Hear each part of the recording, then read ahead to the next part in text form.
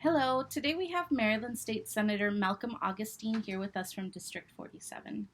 Hi, it's nice to meet you, Melanie. So tell me, what brings you into this meeting today? Well, like I said, my name is Melanie Leon. I'm a nurse who currently practices in the state of California, and I'm here to tell you about our organization, Death with Dignity, and how it is helping your constituents get something they've never had before, another treatment option for patients who are considered end of life, and grant them the compassion they deserve, along with allowing them how to choose how their life ends. Okay, so tell me about your organization. So, Death with Dignity advocates for physician assisted death and has been legalized in a total of 10 states here in the United States. While many others have voted to grant the legalization of these reforms, we are witnessing a pushback from many remaining states, including Maryland. With the growing population of elderly throughout the United States, there is also an increase of individuals who are diagnosed with terminal illnesses that have very poor prognosis for treatment. Patients who are currently diagnosed with illnesses such as aggressive and non curable cancers or progressive illnesses are prompted with treatment options that aim at symptom control only. While these treatment options for their symptom control may be helpful in the beginning, as the disease progresses, these treatment plans may become less and less effective, and therefore leaving patients in a state of very constant pain and discomfort. Not only does it affect the patient's physical overall health, but also their emotional well being. When these individuals who are still very mentally competent begin to become more ill, they are faced with the hardships of their loved ones being witness to their pain and suffering. I understand that while people with some of these illnesses suffer, how do we know who is really affected by these passing reforms? Well, in 2024, there was a statistical report that examined the number of individuals in the state of California specifically that have died between the years of 2016 and 2023, when California passed their End of Life Option Act, also known as ELOA, to the ingestion of prescription drugs or physician assisted death.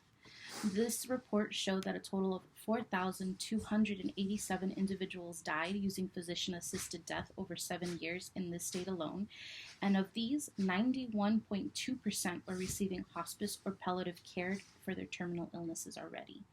So, of the 884 individuals that died in the year 2023 alone, there was a median age of about 78 years old, and the highest number of the individuals from this group were diagnosed with malignant cancers, cardiovascular disease, neurological disease, and respiratory diseases, which all constitute for being part of terminal illnesses.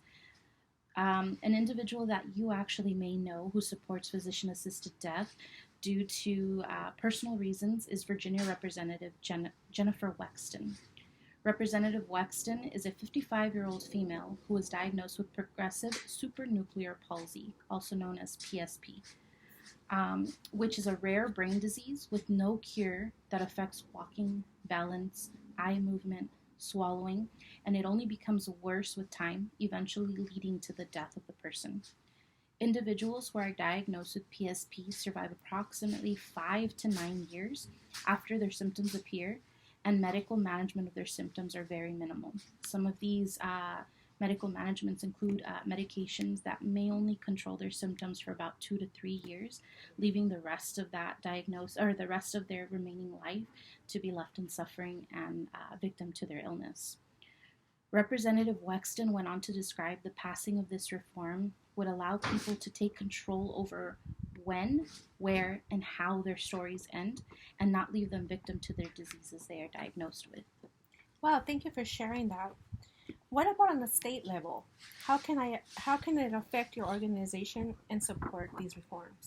Well, in 2024, Maryland was anticipated to legalize medical aid in dying, but the reform did not pass, with the bill failing by one single vote. Maryland is known for its population diversity, but still has a very large population of African American residents, and while it is estimated that approximately 70% of the residents support medical aid in dying, many African American people are still very against the reform itself. With a large portion, approximately 30% of Maryland legislators being African American, it is difficult to pass this bill without their support. You, State Senator Malcolm Augustine, have been known and revered in your position and your involvement in relation in the community. So I ask of you to please join us in the support of our mission of shaping and improving how individuals with terminal illness take hold of their treatment and implementing our core values of dignity, freedom, autonomy, trust, diversity, equity, and inclusion. Having your support would not only broaden the individuals we can reach, but also allow us to make a huge impact on residents of Maryland who are currently suffering in the hands of their terminal illness. Well, thank you for sharing this information with me. It was a pleasure meeting you, and I will get back to you soon, Melanie. I don't want to take too much of your time, so thank you again so much for meeting with me. Senator Augustine, I truly appreciate you meeting with me, and I hope I have left you with just a little bit more information on the topic than what you had before this meeting. I actually wanted to leave you with a brief breakdown of some of the important information that we kind of went over here for you, also with somewhere where you can find some more information where you can reach me. I hope to hear from you again. Thank you so much for meeting with me. Thank you. It's a pleasure meeting you.